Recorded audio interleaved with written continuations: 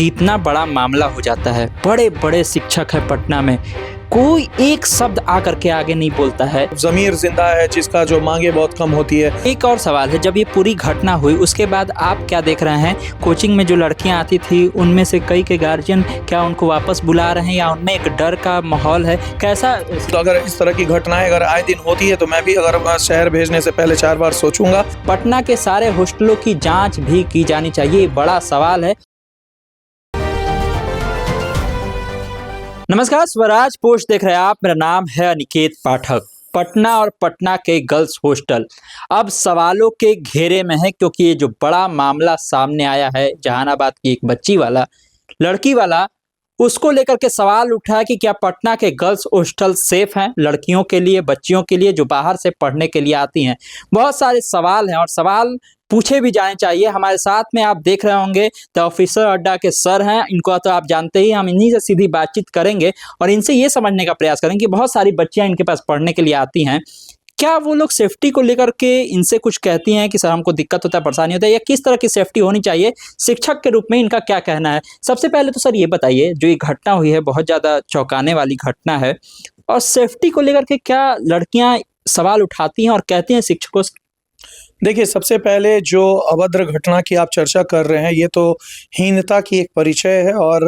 कहीं न कहीं जानवर भी ऐसा हीन काम नहीं करते हैं आज के डेट में, क्योंकि वो भी एक सामाजिक जानवर हो गए हैं। तो जिस तरह की घटना और वारदातें आए दिन पटना में और बाकी शहरों में देखने को मिल रही है, कहीं न कहीं ये एक प्रश्न खड़ा करती है तमाम उन माँ-बाप पे भी, उन हॉस्टल वार्डनों पर भी और शिक्षा प्रणाली पर भी कि आखिर समाज कहाँ जा रहा है और किस तरह के काम कर रहे हैं। मैं सबसे पहले आपके चैनल के माध्यम से सारे वो माता-पिता को एक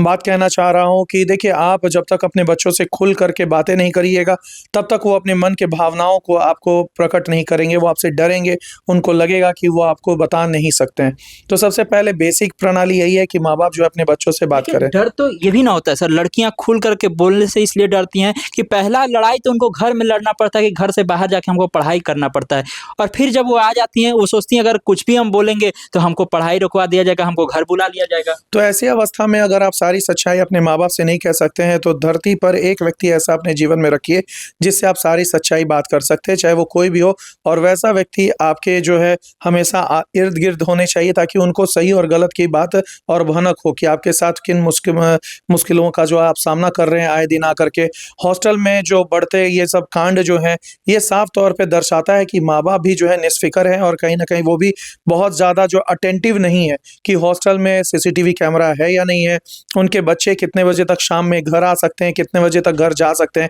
कौन-कौन अलाउड है, कौन-कौन नहीं अलाउड है। क्योंकि बहुत सारे हॉस्टल जो है एकदम रेगुलेटेड होते हैं, वहाँ पुरुष अलाउड नहीं होते हैं। लेकिन हर एक चीज़, हर एक पहलू पर भी ध्यान देना बहुत ही ज़रूरी है। दूसरी बात है कि लड़की को भी जागरूक होना बहुत ज़रूरी है। मैं फिर से कहता हूँ कि आज भी अगर मेट्रो का अगर पहला बॉगी लड़कियों के लिए रिज़र्व है, तो इसका मतलब ये नहीं दर्शाता है कि महिला जो है सशक्त नहीं है, उन्हें सशक्तिकरण नहीं है। लेकिन कहीं न कहीं ये बात सच है कि महिलाएँ जो हैं vulnerable section of the society हैं, और वहाँ जो लोग हैं, जो नीच मानसिकता के जो लोग हैं, उस वल्नरेबिलिटी का जो है फ़ायदा उठाते हैं, और यही हम लोगों को जो है अपने शिक्षक होने का दायित्व निभाना है, अपने माता-पिता होने का दायित्व निभाना है, छात्रों को बताना है। आपके पास पूरे बिहार भर से लड़कियां पढ़ने के लिए आती हैं सर। जब वो आती होंगी तो आप भी बातचीत करते होंगे, क्या आप सलाह देते हैं उन लोगों को कि हॉस्टल चुनते वक्त आप इस बात का ध्यान रखिए, इन चीज़ों का ध्यान रखिए, या वो आपको ये बातें बताती हैं कि सर देखिए हमारे हॉस्टल में इस तरह की परेशानियां हैं, दिक्कतें हैं? देखिए, ऐसे कई घटनाएँ जो हैं मेरे रूबरू हुए हैं और बहुत सारी बातें भी हुई हैं, मैं आपके चैनल के माध्यम से भी बता देता हूँ। सबसे पहले तो हमारा जो ऑफिसर्स अड्डा है, यहाँ जब भी कोई महिला छात्रा हो या छात्र हो, जब कोई आते हैं, तो कोशिश करते हैं कि हम लोग उन्हीं हॉस्टल में उनको रेफ़र करें जिनको डायरेक्टली हम जानते हैं, जहाँ उनकी सुविधाएँ और सुरक्षा का पूरा दायित्व हो। लेकिन अगर कहीं मुझे लगता है कि वो हॉस्टल जो है उसके बारे में कुछ कहानियाँ जो है इस तरह का नकारात्मक है, तो मैं पहले ही छात्रों को वार्न कर देता हूँ कि वो सारे हॉस्टल में जाने की ज़रूरत नहीं है। आप समझ सकते हैं कि आज मुसल्लापुर हाट हो या पटना के कोई क्षेत्र हो, बाज़ार समिति हो, हज़ारों हजार धड़ल्ले से बनते जा रहे एकदम हैं। धड़ल्ले से बनने जा रहा है, और कहीं न कहीं कानून और सरकार की भी इसमें नाकामयाबी कह सकते हैं। क्योंकि कानून अगर सही दिशा में जाएगा तो इस तरह से हॉस्टल बहुत ज़्यादा खुलेंगे नहीं, क्योंकि सबकी एक समीक्षा होनी चाहिए, प्रक्रिया होनी चाहिए कि आपका हॉस्टल है तो हॉस्टल में आप क्या-क्या रेगुलेट कर रहे हैं, क्या सीसीटीवी कैमरा है या नहीं है, कौन अलाउड है, कौन अलाउड नहीं है, क्या उसमें फायर सिक्योरिटी है या नहीं, क्या उसमें जो है बच्चे को दूसरा रास्ता बैकयार्ड रास्ता मिल रहा है या नहीं, लड़कियां का सुरक्षा के लिए क्या बीच प्रोटोकॉल में है। हम लोगों ने देखा था, जब दिल्ली में एक मामला आया था, जब बेसमेंट में क्लास चल रहा था और उसमें पानी चला गया था, तो सारे कोचिंग संस्थानों की जांच परख कर ली गई। उस समय के बाद फिर ये मामला शांत हो जाता है। अभी ये मुद्दा गर्म है, इसलिए अभी इस तरह से हो रहा है। आपको लग रहा है कि इस पर जो है सही तरीके से एक बार जांच होगी और देखा जाएगा कि कौन से हॉस्टल सही हैं, कौन से कोचिंग सेंटर सही हैं? देखिए, एज अ डायरेक्टर ऑफिसर अड्डा का अगर एक शिक्षक होने के नाते मुझसे आप पूछिएगा तो मेरा बहुत ही ज़्यादा लिबरेटेड और बहुत पंक्चुअल जवाब होगा, लेकिन अगर आप सच बोलिएगा एक इंसान के नाते, एक भाई होने के नाते, एक चाचा होने के हम उसी नाते, नाते पूछ रहे हैं। बिल्कुल, अगर मैं एक भाई होने के नाते और एक चाचा होने के नाते, एक पिता होने के नाते, एक बाप होने के नाते, मतलब कोई भी रिश्ता के नाते अगर मुझसे आप पूछिएगा तो मैं एक ही बात कहूँगा कि सारी गलती जो है यहाँ केवल इन हॉस्टल वार्डनों की नहीं है, सबसे बड़ी गलती जो है यहाँ प्रशासन की है। प्रशासन अगर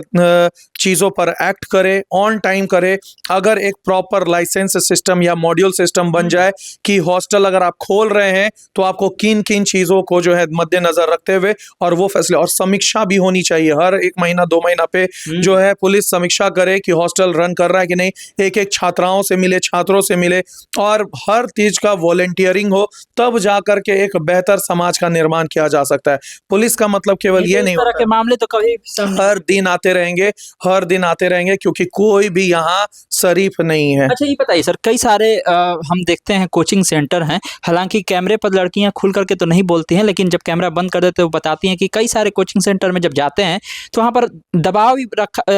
रखा जाता है कि आपको इसी हॉस्टल में जाना है, ये हॉस्टल हमसे जुड़ा हुआ है। नहीं तो ऐसे ऐसे स्थितियों में आप जैसे रिपोर्टर और मैं प्रशासन का कहूँगा कि आप लोग को एक साथ आगे आना चाहिए और उन महिलाओं से बात करनी चाहिए और उनसे बात करनी चाहिए कि आखिर इस तरह का जो दबाव है वो कौन दे रहा है, और उसको आप अपने मीडिया के माध्यम से जो है उजागर कीजिए, क्योंकि एक मीडिया का सफल रूप वही होता है कि बेहतरीन और सही चीज़ों को सबके सामने लेकर के, अगर ये मैं भी कर रहा हूँ तो सबको पता होना चाहिए कि कौन कर रहा है, कौन नहीं कर रहा है। तो इसी के लिए देखिए, बड़ी-बड़ी बातें कैमरा पे बोलना हर व्यक्ति कर सकता है, लेकिन सच्चाई जो है वो उसके छात्र ही बता सकते हैं। और जिस तरह से मैं आपको न्योता देता हूँ, आपको पूरा है कि आप मेरे ऑफलाइन सेंटर पर आ रहिए, जितने भी कई बार हमारे मित्र कृष्ण जी भी आए हैं और भाई बहुत सारे बच्चों से बात की है, तो उन्होंने कभी भी इस तरह की जो है समीक्षा नहीं की है। तो इसी तरह से आप किसी के भी क्लासरूम में जा सकते हैं, आप शिक्षक से बात करिए कि मुझे स्टूडेंट से बात करना है और स्टूडेंट से इस तरह के सवाल करिए, खास करके लड़कियों से, और अगर वो इस तरह का जवाब देती हैं तो कहीं न कहीं इसको प्रकाशित होना चाहिए और आप लोग को उसमें बहुत ही अहमियत एक रोल है। एक और सवाल है, जब ये पूरी घटना हुई उसके बाद आप क्या देख रहे हैं? कोचिंग में जो लड़कियाँ आती थी उनमें से कई के गार्जियन क्या उनको वापस बुला रहे हैं या उनमें एक डर का माहौल है? कैसा सिचुएशन है? देखिए, ये बिहार है और बिहार में महिलाओं का, मैं मेरी भी बहनें हैं और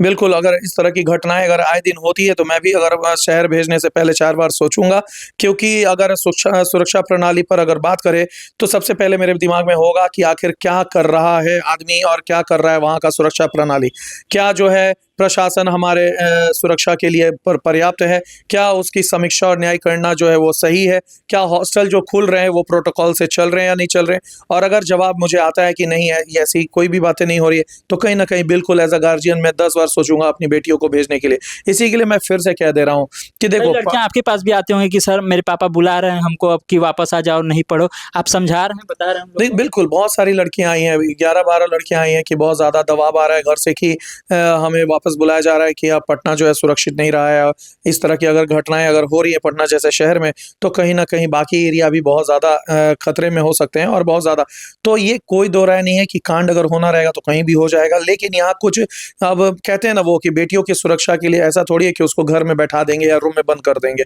मैं बस एक ही बात कहूँगा कि इसकी एक प्रॉपर तैयारी के साथ अपने बच्चों को भेजिए। माँ-बाप को मेरा सीधा संदेश है, सबसे पहले आप जहाँ अपनी बेटियों को और अपने घर की महिलाओं को अगर छोड़ रहे हैं पढ़ने के लिए, सबसे पहले उसकी समीक्षा कीजिए, उसके बारे में पता करिए आसपास के दुकानदारों से और बाकी छात्रों से कि वो हॉस्टल कैसा है या वो लॉज कैसा है, उसका ऑनर कौन है, ऑनर कौन है, ऑनर का जो है प्रोफेशन क्या है, और यहाँ के छात्र जो है वो कितने बजे आते हैं, कितने बजे जाते हैं, कौन कौन अलाउड है, कौन कौन नहीं है, क्या सीसीटीवी कैमरा है या नहीं, क्या हॉस्टल जो है वो प्रॉपर ये पुलिस स्टेशन में रजिस्टर्ड है या नहीं, पुलिस का जो डायरेक्ट कंट्रोल उस पर है या नहीं है। और ये सारी चीजें करने के बाद ही आप जो है अपनी बच्ची को हॉस्टल में रखिए या लॉज में रखिए। अगर आप ये नहीं कर रहे हैं तो गलत आप भी हैं, तो आपको ये करना है। उसके बाद ये बाकी शिक्षकों को भी मेरा आपके चैनल के माध्यम से सीधे सीधे बातें जा रही हैं कि आप अपने अपने छात्रों को और छात्राओं को जो है हमेशा सही और पॉजिटिव रास्ता दिखाएं।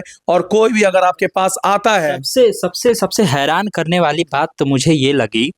कि इतना बड़ा मामला हो जाता है, बड़े बड़े शिक्षक है पटना में,